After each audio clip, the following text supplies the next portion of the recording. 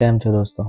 I hope so બધા મજામાં જશો. તો આજે અમે જઈ રહ્યા છીએ કચ્છના પ્રવાસે. Welcome to my YouTube channel. કચ્છમાં રહેલા ભુજમાં અમે આજે જઈશું અને ત્યાં રહેલું સૌથી જે 2001માં થયા ધરતીકંપ વિશે શું બતાવી રહ્યો છે, એની ટિકિટ શું છે અને શું જોવાલાયક સ્થળો છે એ બધું જ અમે આ વિડીયોમાં બતાવવાનો પ્રયત્ન કરીશું. રાતના 9:30 વાગ્યાની આસપાસ અમે અહીંયાથી નીકળ્યા હતા, પણ અમારી હોટલ્સ બુકિંગ ના થઈ હતી કેમ કે અમે આવું પ્લાનિંગ બનાવ્યું ન હતું. ત્યાં જઈને જોઈશું કે હોટલ્સ મળે છે કે નથી મળતી અને ત્યાં જઈને અમને બીજી કઈ તકલીફો પડે છે બધું જ અમે તમને જણાવશું. ગુડ મોર્નિંગ દોસ્તો, ફાઇનલી અમે ભુજની નજીક પહોંચી ગયા છે. સવારનો નજારો તમે જોઈ રહ્યા છો, એકદમ ક્લિયર છે અને અહીંનું વાતાવરણ જ કંઈક તમને અલગ ફીલ કરાવે છે. કચ્છ તો તમારે આવવું જ જોઈએ. તો આગળ અમે હવે ભુજની નજીક પહોંચવાની તૈયારીમાં જ છે. આગળ બતાવીએ તમને. Welcome to Bhuj. ભુજમાં એન્ટર થઈ ગયા છે. ત્યાં અમને હોટલ પર મળી ગઈ હતી.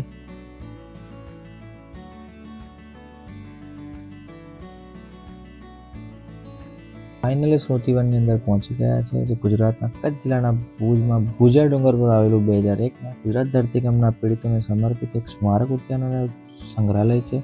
મ્યુઝિયમમાં 7 અલગ અલગ વિષયો પર આધારિત 7 પ્રદર્શન વિભાગો આવેલા છે.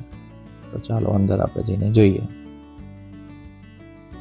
ટિકિટની વાત કરીએ તો તમે સ્ક્રીન પર જોઈ શકો છો ટિકિટના રેટ શું છે અને સોમવારે મ્યુઝિયમ બંધ હોય છે, સોમવારે 900. 7 વિભાગ અહીંયા આવેલા છે. પહેલો પુનર્જન્મ એટલે કે પૃથ્વીની ઉત્ક્રાંતિ કેવી રીતે થઈ, પુનઃપ્રાપ્તિ એટલે ગુજરાતનું ભૂસ્તર અને કુદરતી આપત્તિનું જોખમ, પુનઃસ્થાપના એટલે કે 2001ના ધરતીકંપ પછીની રાહત કાર્ય દર્શાવતી છબીઓ, પુનઃનિર્માણ એટલે કે 2001ના ધરતીકંપ પછી પુનર્નિર્માણના પ્રયાસો, પુનઃવિચાર એટલે કે વિવિધ આપત્તિઓ, પ્રકારો અને તૈયારીઓ, પુનઃજીવન એટલે કે પડી ભૂકંપ સિમ્યુલેશન અને નવીનીકરણ એટલે 2001ના ધરતીકંપના પીડિતો માટેનું સ્મારક. તો આ બધા જ વિષયો તમે અહીંયા જોઈ શકો છો, વિડીયોમાં પણ જોઈ શકો છો. ખૂબ જ સરળ રીતે તમને બતાવવામાં આવ્યું છે. અહીંયા અલગ અલગ વિભાગોમાં અમે તમને વિડીયો દ્વારા તમને માહિતી પૂરી કરવામાં આવી. ખૂબ જ એક સરસ જગ્યા છે જે તમે અહીંયા જોઈ શકો છો.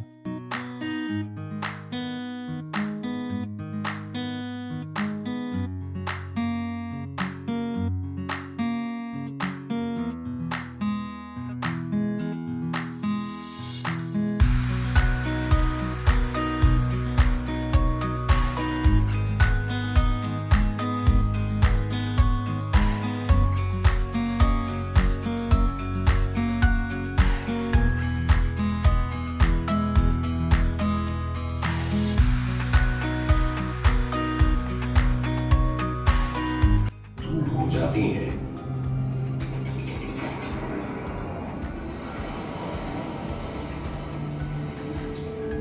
और इसी के परिणाम स्वरूप पर्वतमालाएं, गहरी घाटियां और नए महाद्वीप बने.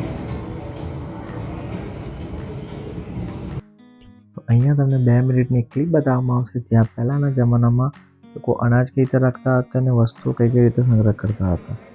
આ તમને જોઈ રહ્યા છો તમે આ ઘરનું દ્રશ્ય છે જ્યાં કચ્છમાં કઈ રીતે લોકોનો પહેરવેશ છે અને લોકોના ઘર કેવા છે. અહીં કચ્છના 2001માં થયેલા ભૂકંપમાં લોકો કઈ રીતે ઉટાઈ ગયા હતા અને કેવા દ્રશ્યો થયા હતા એ તમે જોઈ શકો છો. અહીંયા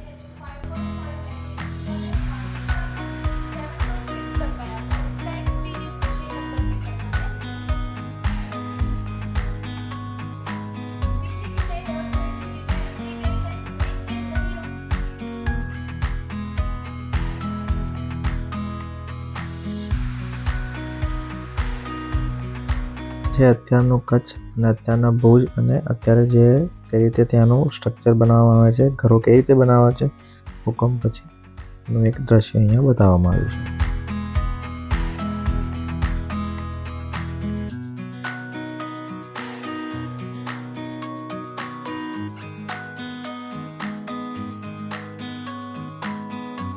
આખું સંગ્રહાલય ફરતા તમને 2 થી 2.5 કલાકનો સમય લાગી શકે છે.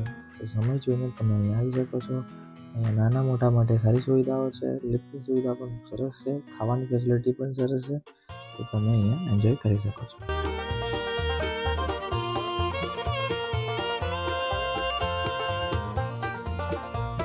છઠ્ઠા ભાગમાં તમે 5D સિમ્યુલેશનથી તે ટાઈમનું 2001માં થયેલા અર્થક્વેકનો એક્સપિરિયન્સ કરી શકો છો કે તે વખતે કેટલા સ્કેલનો ત્યાં આગળ ભૂકંપ આવ્યો હતો. તમે આ જોઈ શકો છો.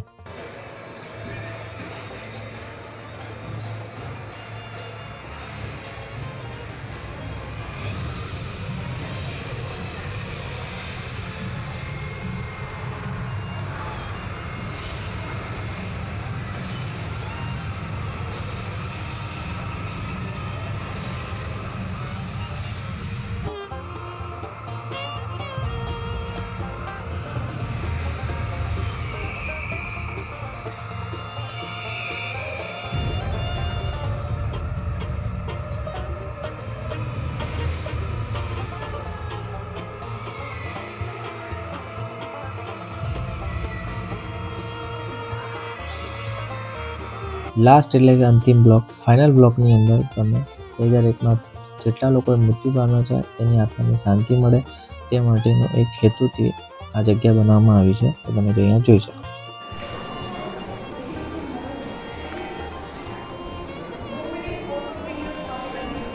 इस स्थल पर उन दिवंगत आत्माओं की याद को साझा करें.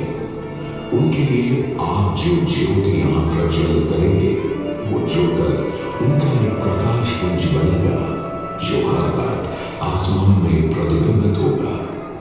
पैरों के पास में जाके नमस्कार करके फिर एग्जिट पे आ जाना है. ફાઇનલી 2.5 કલાકનો સમય કાઢીને અહીંયા અમે સ્મૃતિવનને પૂરો એક્સપ્લોર કર્યું છે. આઈ હોપ તમને વિડીયો પસંદ આવ્યો હશે. તો અહીંયાથી અમે જઈશું ઓમિયા ડાઇનિંગ હોલમાં, ત્યાં અમે ગુજરાતી ફૂડ એન્જોય કરીશું.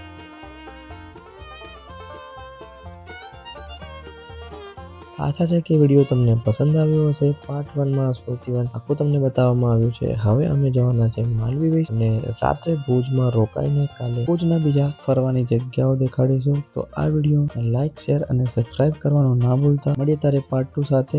જય માતાજી.